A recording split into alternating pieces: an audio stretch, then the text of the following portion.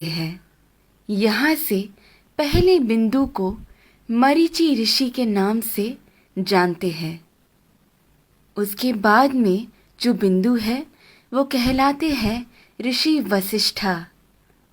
ऋषि वशिष्ठा की बाईं ओर आपको एक छोटा बिंदु नजर आएगा। ये बिंदु ही है अरुंधति। ऋषि वशिष्ठा के बाद आते हैं ऋषि अंगीरसा। फिर आते हैं ऋषि अत्रि। फिर दाईं ओर की तरफ मुड़ते हुए जो बिंदु आता है वो है ऋषि पुलस्त्य। उसके बाद आते हैं ऋषि पुलह और फिर ऋषि क्रतु। ऋषि पुलह और क्रतु के अंतर को 5 गुना मिलाकर नीचे की तरफ आएंगे तो वहां बसे हैं ध्रुव नक्षत्र। सदा उत्तर में रहने की वजह से उसे ध्रुव नक्षत्र कहा जाता है। इंग्लिश में हम इसे नॉर्थ स्टार के नाम से जानते हैं। बाल्यावस्था के ध्रुव नक्षत्र अगर उत्तर में बसे हैं तो वृद्धावस्था के अगस्त्य नक्षत्र दक्षिण में बसे हैं। अगस्त्य और ध्रुव नक्षत्र हमेशा उसी स्थान पर ही पाए जाते हैं। इन दोनों के बीच में मौजूद आकाश गंगा सतत घूमती रहती है।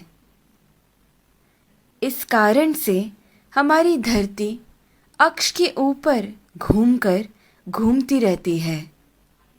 ये सच है कि सारा जगत भगवान के इर्द गिर्द घूमता रहता है, लेकिन वो हमें कभी नजर नहीं आ सकता। भूमि के अनेक कालों में से उसे 4 काल में छांटते हैं।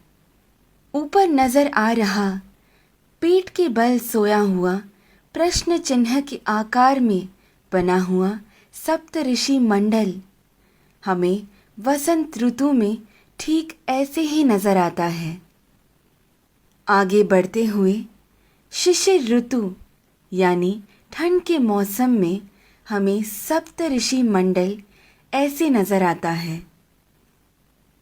फिर शरद ऋतु में जब सारे पत्ते झड़ने लगते हैं तब सप्त ऋषि मंडल हमें ऐसे पीठ के बल सोया हुआ प्रश्न चिन्ह के आकार में नजर आता है। और फिर ग्रीष्म ऋतु यानी गर्मी के मौसम में हमें सप्त ऋषि मंडल ऐसे शीर्षासन कर रहे प्रश्न चिन्ह के आकृति में नजर आता है। चाहे जो भी हो, जब हम ये सारे प्रश्न चिन्हों को एक साथ में देखते हैं, हमारे सामने एक विशेष आकृति हमें बनता हुआ नजर आता है। वही कहलाता है हमारा स्वस्तिक। स्वस्थ का मतलब है आरोग्यवान। स्वस्तिक का महत्व मेरे पिता मुझे हमेशा से बताते आए हैं, लेकिन हर क्षण प्रयोग में ला रहे इस स्वस्तिक का जन्म कहाँ से हुआ ये आज मेरे पिता द्वारा जाना, जो आप सभी में मैंने बांटना चाहा। ध्रुव नक्षत्र को देखते हुए हमें ये मालूम होता है कि हम पूरी जिंदगी जिस दिशा की ओर बहते जा रहे हैं वही है उत्तर दिशा। इसीलिए शायद हमारी भूमि पर भी दक्षिण में अधिक जल है और उत्तर की ओर अधिक ज़मीन है। इस विषय को इतनी सुंदरता से वीडियो के रूप में बनाकर आप सभी को समझाने का श्रेय जाता है मुक्ता जी को। धन्यवाद। तत्परा अहोरात्रा।